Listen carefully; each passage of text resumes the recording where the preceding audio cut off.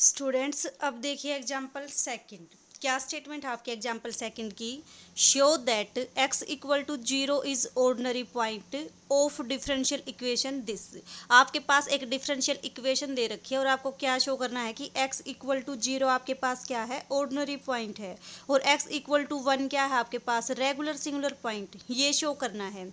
तो देखो सबसे पहला जो स्टेप होता है वो आपके पास क्या होता है कि जो भी आपके पास डिफरेंशियल इक्वेशन दे रखी है उसको किस फॉर्म में लिखोगे आप, d2y/dx² plus p x d y by d x plus q x equals to zero. ठीक है, तो इसका मतलब d2y/dx² का कोफिशिएंट 1 बनाना पड़ेगा आपको। तो इस इक्वेशन में जब आप इसका कोफिशिएंट 1 बनाओगे तो ये जो डिफरेंशियल इक्वेशन आएगी आपके पास क्या आ जाएगी, d2y/dx² plus x/x² - 1 dy/dx plus minus है तो minus 1/x² - 1 y equals to zero. हमने क्या किया, इस फैक्टर से थ्रू आउट डिवाइड कर दिया तो आपकी जो डिफरेंशियल इक्वेशन आई वो क्या आ गई, ये आ गई। अब देखो ये डिफरेंशियल इक्वेशन आपकी इस फॉर्म में है, तो अगर आप इसको और इसको कंपेयर करोगे तो पी एक्स की वैल्यू कितनी आएगी आपकी,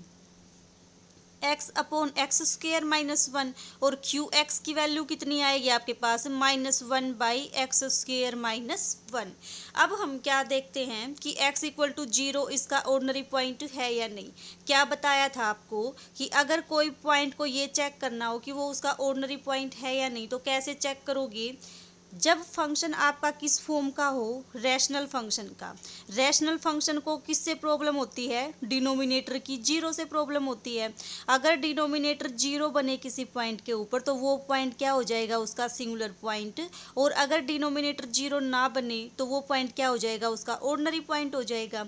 तो अब देखो जब आप x को जीरो पुट करोगे इसके अंदर तो डिनोमिनेटर तो जीरो नहीं बनेगा आपका, क्या बन जाएगा ये आपके पास 0/-1। इसका मतलब denominator not equal to zero. Similarly जब क्यू एक्स के अंदर आप x को जीरो पुट करोगे तो इसका भी डिनोमिनेटर क्या है, जीरो नहीं है। डिनोमिनेटर जीरो नहीं है तो इसका मतलब x इक्वल टू जीरो कैसा पॉइंट है आपका, सिंगुलर पॉइंट नहीं है। तो सिंगुलर पॉइंट नहीं है तो आपके पास क्या आ जाएगा, x equal to zero is ordinary point. ठीक है, यही आपको क्या करना था, शो करना था कि x इक्वल टू जीरो कैसा पॉइंट होगा आपका, ऑर्डिनरी पॉइंट होगा। ऑर्डिनरी पॉइंट क्या होता है, जिसके ऊपर आपका फंक्शन क्या हो, एनालिटिक हो। तो x को जब हम जीरो पुट करेंगे तो पी एक्स भी एनालिटिक, क्यू एक्स भी एनालिटिक। तो इसका मतलब x इक्वल टू जीरो कैसा पॉइंट है आपका, ऑर्डिनरी पॉइंट है। अब देखो हमें क्या चेक करना है, x equals to 1 regular singular point होगा। तो देखो जब x की वैल्यू 1 पुट करेंगे, पी एक्स का डिनोमिनेटर भी जीरो, क्यू एक्स का डिनोमिनेटर भी जीरो, तो इसका मतलब आपका x इक्वल्स टू 1 क्या है, सिंगुलर पॉइंट है।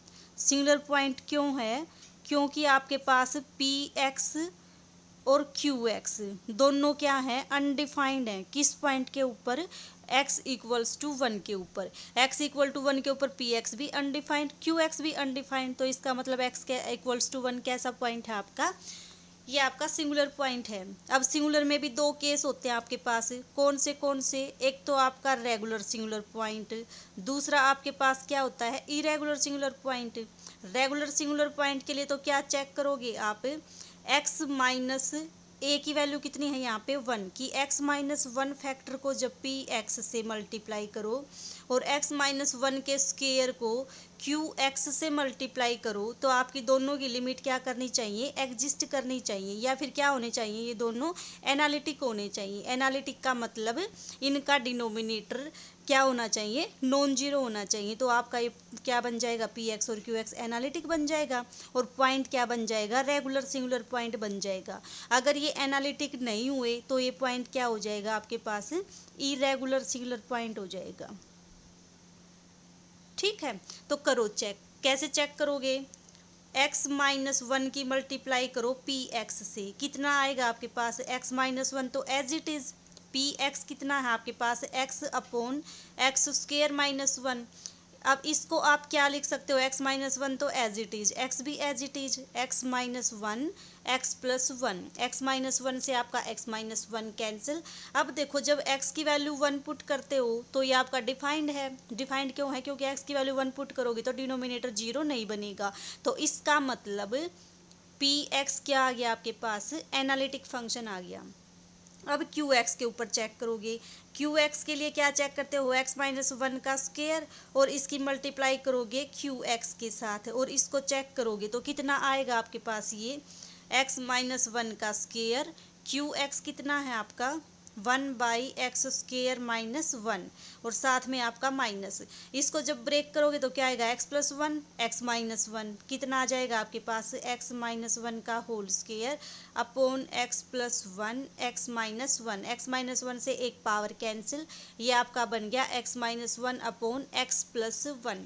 अब देखो जब x की वैल्यू वन पुट करोगे, वन को ही चेक करना है ना, वन पुट करोगे तो इसका डिनोमिनेटर जीरो नहीं बनेगा। इसका मतलब आपका जो क्यू एक्स फंक्शन है वो कैसा फंक्शन है, डिफाइंड फंक्शन है।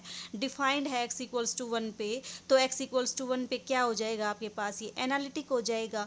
तो इसका मतलब ये भी एनालिटिक, ये भी एनालिटिक, और ये दोनों अगर आपके पास एनालिटिक हों तो पॉइंट कैसा होता है आपके पास, रेगुलर सिंगुलर पॉइंट हो जाएगा। और यही आपको क्या करना था, शो करना था कि x इक्वल्स टू वन कैसा पॉइंट है आपके पास, रेगुलर सिंगुलर पॉइंट है। ठीक है, x इक्वल टू जीरो कैसा है, ऑर्डिनरी पॉइंट है। तो इस टाइप की कहीं भी आपको डिफरेंशियल इक्वेशन दी मिले और उसका ऑर्डिनरी या फिर सिंगुलर पॉइंट चेक करना हो तो कैसे करोगे, सबसे पहले तो उसको आप एग्जैक्ट फॉर्म में कन्वर्ट करोगे। ठीक है, एग्जैक्ट फॉर्म का मतलब जो भी इसका कोफिशिएंट है उसको क्या बनाओगे, वन बनाओगे।